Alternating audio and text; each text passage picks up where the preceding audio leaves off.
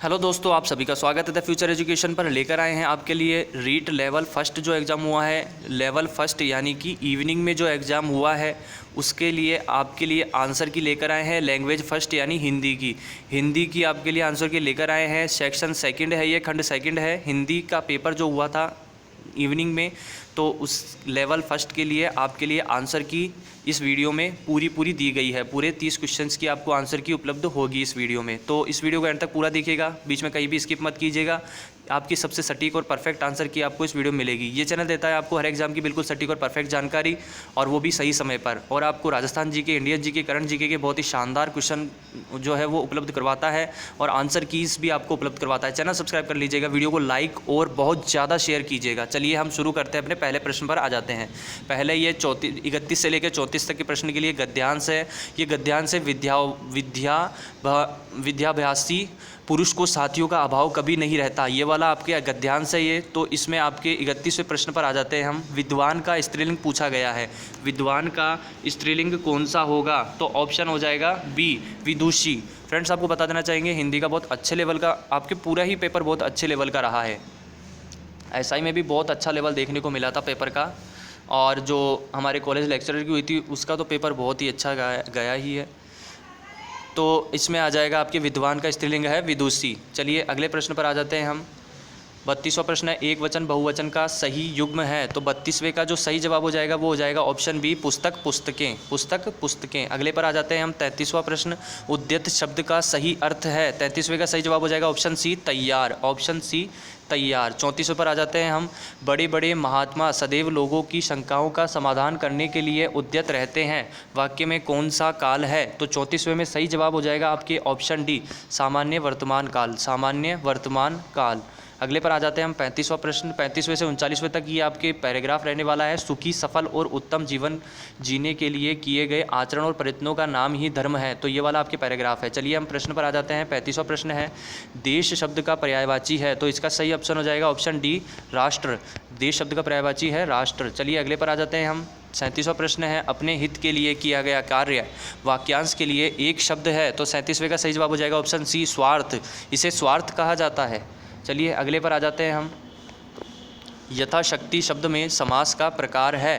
तो 39वें में जो सही जवाब हो जाएगा वो हो जाएगा ए, अव्ययी भाव। अव्ययी भाव समास। समास के बहुत अच्छे प्रश्न आ रहे हैं आपके। मुहावरे के प्रयोग से बने वाक्य का सही विकल्प चुनिए। 40वें में सही जवाब हो जाएगा ऑप्शन सी, दोनों भाई खेत के स्वामित्व के लिए लाल पीले हो रहे थे। दोनों भाई खेत के स्वामित्व के लिए लाल पीले हो रहे थे। चलिए अगले प्रश्न पर आ जाते हैं हम।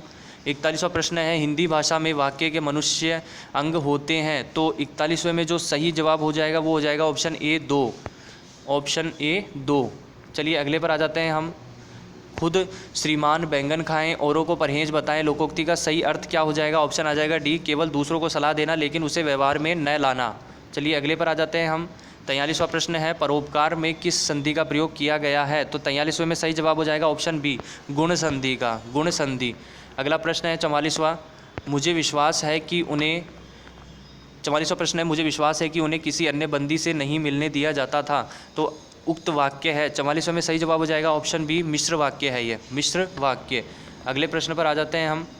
अगला प्रश्न है हमारा 45वां, आपका जीवन सुखमय हो, अर्थभेद के आधार पर यह किस प्रकार का वाक्य है? 45वें में सही जवाब हो जाएगा ऑप्शन बी, इच्छावाचक। इच्छावाचक। अगले प्रश्न पर आ जाते हैं हम। 46वां प्रश्न है, जिस समास में सामासिक पद के दोनों पदों में विशेषण विशेष्य या उपमेय उपमान का संबंध हो वह है। 46वें में सही जवाब हो जाएगा ऑप्शन सी, कर्मधारय समास। कर्मधारय समास। अगला प्रश्न है 47वां, डॉक्टर चंद्रा अदम्य साहस की धनी थी। वाक्य में रेखांकित शब्द में विशेषण है, साहस का आपको विशेषण पूछा गया है।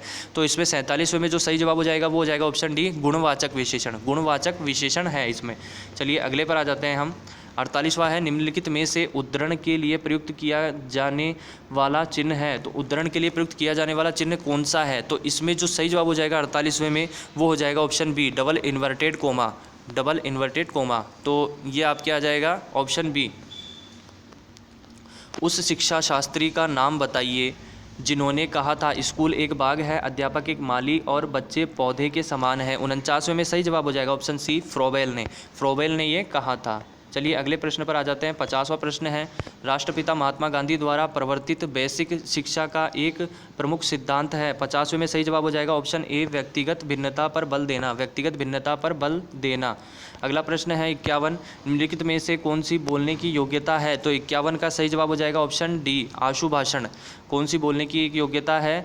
आशु भाषण। अगले प्रश्न पर आ जाते हैं हम। 52वां प्रश्न है, रेडियो अधिगम सामग्री है? तो इसका सही जवाब हो जाएगा ऑप्शन सी, श्रवण अधिगम सामग्री, श्रवण अधिगम सामग्री। अगला प्रश्न है 53, ध्वनि शब्द एवं वाक्य रचना का ज्ञान देना हिंदी शिक्षण का कौन सा उद्देश्य है? 53 में सही जवाब हो जाएगा ऑप्शन बी, सृजनात्मक उद्देश्य, सृजनात्मक उद्देश्य। अगला प्रश्न है 54, शिक्षक श्यामपट्ट कॉपी या स्लेट पर अक्षरों को लिख देता है और बच्चों को कहता है कि इन अक्षरों को देखकर उनके नीचे स्वयं उसी प्रकार अक्षर बनाएं, यह विधि है? तो इसका सही जवाब हो जाएगा ऑप्शन बी, अनुकरण विधि, अनुकरण विधि। चलिए अगले प्रश्न पर आ जाते हैं हम। 55वां प्रश्न है, बहुविकल्प सही गलत विषम का चुनाव, युगलीकरण एवं रिक्त स्थान की पूर्ति किस प्रकार के प्रश्नों के भेद हैं? तो 55 में सही जवाब हो जाएगा ऑप्शन सी, वस्तुनिष्ठ प्रश्न, वस्तुनिष्ठ प्रश्न।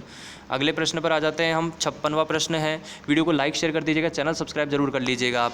व्याकरण शिक्षण प्रणाली में किस प्रणाली को विकृत रूप से सुग्गा प्रणाली भी कहते हैं? 56 में सही जवाब हो जाएगा ऑप्शन सी, पाठ्य पुस्तक प्रणाली, पाठ्य पुस्तक प्रणाली। अगले प्रश्न पर आ जाते हैं। 56वां के बाद 57वां प्रश्न है।